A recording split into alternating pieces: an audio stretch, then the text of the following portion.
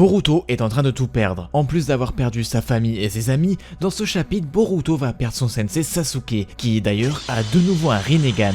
Ça va être un ennemi très compliqué à vaincre dans le futur. De plus, Boruto nous montre un de ses nouveaux pouvoirs, qui n'est nul autre que le vol du dieu de la foudre.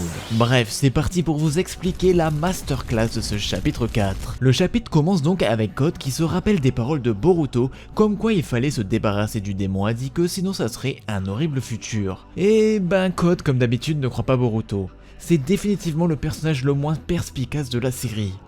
Sandro, t'es bête ou quoi? Mais soudain, on assiste à Boruto qui utilise le pouvoir de son grand-père Minato, le vol du dieu de la foudre. Incroyable. Mais on apprend un peu plus tôt dans ce chapitre que, en discutant avec le crapaud, il a encore du mal avec cette technique, et qu'il n'est pas aussi talentueux que Minato. Ce qui montre que Minato était vraiment le plus grand génie de la série. Je sais pas si vous vous rendez compte, mais déjà Boruto lui-même est un génie. Il a appris très vite plein de jutsu complexes, et surtout il a réussi à associer la nature chakra à un Rasengan. Mais il n'est toujours pas capable d'avoir le niveau de maîtrise de Minato. C'est terrifiant le niveau de puissance de Minato. On peut donc supposer que le jutsu est au niveau de celui de Tobirama, qui je rappelle c'est lui qui a inventé le jutsu. Bon, à part ça, vous allez me dire, mais s'il ne maîtrise pas bien la technique, pourquoi il n'utilise pas son Kama? Il l'a déjà fait dans le passé. Oui, vous avez raison, mais s'il l'utilise, pour le coup, c'est sûr que Momoshiki prendra le contrôle de son corps, donc c'est pas très judicieux de le faire. Dernier point sur ce pouvoir, qui est juste trop fort, c'est que la téléportation marche aussi à travers les dimensions. Et oui, du moment qu'une marque est située dans une autre dimension, le vol du dieu de la foudre peut passer de dimension en dimension. Bref, Boruto apparaît aux côtés de Code et le monstre a disparu. Son petit crapaud ne comprend pas la situation, sachant qu'il n'a pas vu Code effectuer de mouvement afin de le transporter. Mais soudain, un monstre apparaît derrière Boruto, qui n'est nul autre que Bug, le personnage le moins charismatique de la série. Ouais, je sais. Et donc là, on comprend sûrement de quoi parlait Boruto lorsqu'il avertissait Code, il parlait sûrement de ces créatures. Bug attaque donc Boruto, le plaquant dans la roche, mais Boruto utilise le flux des 1000 oiseaux pour l'éloigner, technique qu'il a dû apprendre avec Sasuke. Mais Bug revient à la charge et Boruto se téléporte derrière lui. Code demande ensuite qu'est-ce qui se passe à Boruto et s'effondre. Et oui, je rappelle que Boruto n'a toujours pas désactivé le Uzuiko, du coup c'est la fiesta dans le corps de Code actuellement. Boruto le désactive donc et lui demande de se battre à ses côtés. Et là, nous voyons un autre ennemi dans les airs. Et vous savez qui c'est?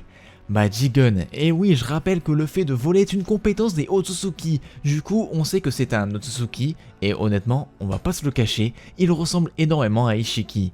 Il nous révèle que la vie qui vivait autrefois s'est décomposée sur cette planète et que son chakra a été absorbé. Du coup, Ishiki qui s'est décomposé a bel et bien eu son chakra absorbé par un Shinju. Donc là, on a des arbres divins qui se sont matérialisés en êtres surpuissants. Effectivement, l'avenir du monde Shinobi est en grave danger. Pendant ce temps, à Konoha, Kawaki affirme que Code et Boruto travaillent ensemble, mais Sarada apparaît et contredit Kawaki disant que Code a attaqué le village et Boruto l'a combattu. Mais Kawaki lui répond que peu importe puisqu'il est un Otsutsuki et qu'il doit mourir, et Sarada lui répond qu'il est pareil que lui et elle ne le laissera pas faire sa loi. Shikamaru calme les choses et pose des questions à propos des arbres. Sarada n'en sait rien, mais elle sait que les personnes coincées dans les arbres sont toujours en vie et que pour le moment, vu que Code est l'ennemi, il devrait aider Boruto à tuer Code. Retournons donc auprès de Boruto pour voir ce qui se passe. Boruto est attaqué par un Shinju qui semble être Sasuke, et chose intéressante, il a de nouveau son Rinnegan, ce qui veut dire que Sasuke a affronté Code durant le time skip et a été mordu par une marque de griffe. Ensuite, Sasuke attaque avec les 1000 oiseaux que Boruto contre avec son Rasengan. Il est ensuite pris au piège par une technique d'automne d'un autre Shinju. Du coup, ça paraît évident que ces créatures ont acquis le pouvoir des êtres qu'ils ont clonés.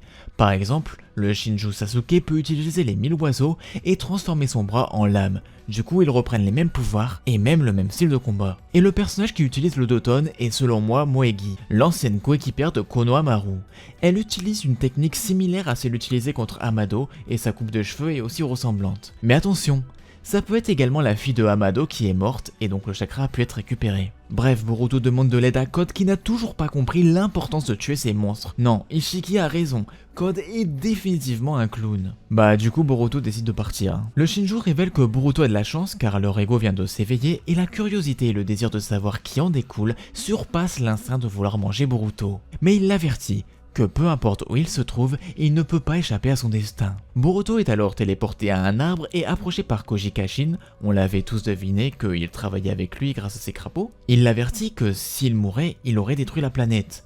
Car oui, en fait, actuellement, je vois pas qui à part Boruto peut battre des créatures qui sont plus puissantes que Ishiki, que seul Naruto mode Baryon a réussi à vaincre. Du coup, pour vous montrer une image, tous les shinobi qu'on connaît là actuellement à Konoha et dans tous les autres villages, vont être inutiles. Et pour finir, nous découvrons donc que Boruto a fait ça pour sauver Sasuke, qui se trouve effectivement dans un arbre. Sarada dit que les personnes sont toujours en vie. Donc Sasuke est bel et bien en vie malgré qu'il soit dans un arbre. Et voilà, c'est tout pour ce chapitre, dites-moi en commentaire si ça vous a plu. C'était Scarecrow, bye bye.